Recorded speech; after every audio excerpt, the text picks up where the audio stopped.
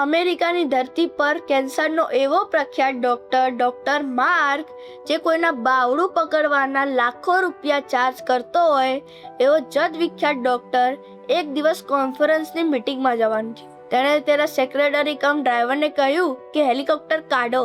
તો પેલા ડ્રાઈવરે કહ્યું કે હેલિકોપ્ટર બગડી ગયું છે. ડોક્ટરે કહ્યું, ભાઈ કાર લઈને જઈએ તો કેટલો સમય લાગે? તો ડ્રાઈવરે કહ્યું, 4 કલાક થાય, આપણે 2 કલાકની અંદર પહોંચવાનું છે. મારા મનમાં એવું આવે છે કે આપણે જીપીએસના માધ્યમથી એક જંગલમાં રસ્તો પસાર થાય છે, ત્યાંથી આપણે નીકળી જઈએ. તો ડોક્ટરે કહ્યું, કેટલા સમયમાં આપણે પહોંચી જઈશું? તો કે બસ આપણે આપણા ટાઈમમાં પહોંચી જઈશું. કારમાં ભાગ્યે જ બેસે, અને બેસે તો હાઈવેથી જાય. પરિસ્થિતિ એવી આવી કે ડોક્ટર એગ્રી થઈ ગયા. એટલી અગત્યની મીટિંગ હતી. સેક્રેટરી કમ ડ્રાઈવર ને ડોક્ટર જંગલના રસ્તેથી નીકળવાનું શરૂ કર્યું. 1 કલાક થયો, 1.5 કલાક થયો.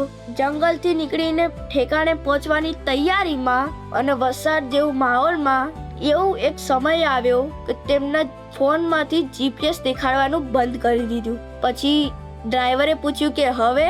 તો પછી ડોક્ટરે કહ્યું કે હવે તમને જેમ રસ્તો દેખાય તેમ જવા દો. 2 કલાક થયા, 3 કલાક થયા, રસ્તો મળે નહીં. પછી ડોક્ટરે કહ્યું કે હે ડ્રાઈવર, હવે આપણે પાછા ઘરે જઈએ. કેમ? કે મીટિંગમાં તો જવાનું બંધ થઈ ગયું, મીટિંગ તો કેન્સલ થઈ ગઈ. હવે આપણે પાછા ઘરે જઈએ. જે રસ્તેથી આવ્યા હતા એ જ રસ્તે પાછા જવામાં એમને રસ્તો જ મળે નહીં. 4 કલાક થયા, 5 કલાક થયા, 6 કલાક થયા, રસ્તો મળે નહીં. આ કોઈ ઉલઝાવેલી વાત નથી મિત્રો. ઇન્ટરનેટ પર તમે સર્ચ કરી શકો છો. ઈશ્વરની કૃપા કોને કહેવાય એની વાત કરું. વાતમાં જીવ હવે પૂરાયો. વાતની શરૂઆત હવે થઈ.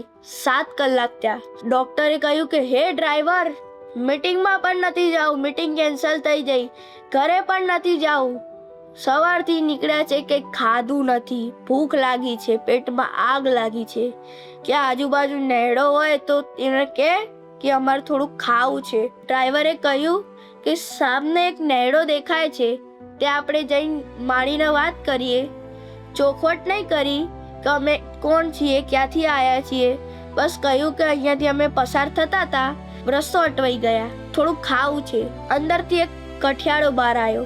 તેણે અંદર આવવાનું આમંત્રણ આપ્યું. પછી એમને પત્નીને કહ્યું કે જમવાનું બનાવો. અને જેવી જમવાની થાળી આવી, ડોક્ટર એટલો ભૂખ્યો હતો કે જેવી થાળી આવી એ ભેગું ખાવા માંડ્યો. પર એક કઠિયાળો શ્લોક બોલતો હતો, ભગવાનને પ્રાર્થના કરતો હતો. પેલો વિજ્ઞાનનો માણસ, તેને લાગ્યું કે આ ભાઈ સાહેબને કંઈક તકલીફ હશે, એટલે ભગવાનને યાદ કરતા હશે. તેણે કઠિયારાને પૂછ્યું, કેમ ભાઈ, તમારે કઈ પ્રોબ્લેમ છે, કઈ મુશ્કેલી છે? હોય તો વાત કરો, ટેન્શન ના લો.